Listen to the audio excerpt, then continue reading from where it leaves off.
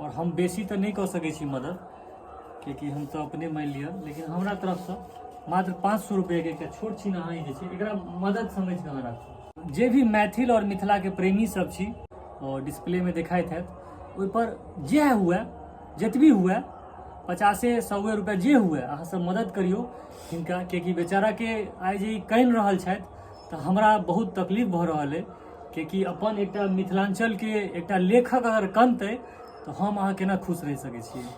तऽ सबके कहब जे हिनका सपोर्ट करियो जतबी हुए आबू।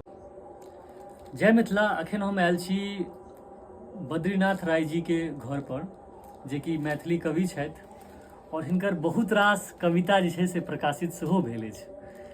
हमरा पास जे किताब सब देख रहल छी, इम्हर एकटा पत्रिका सेहो देखायब अहाँ सब गोटे के।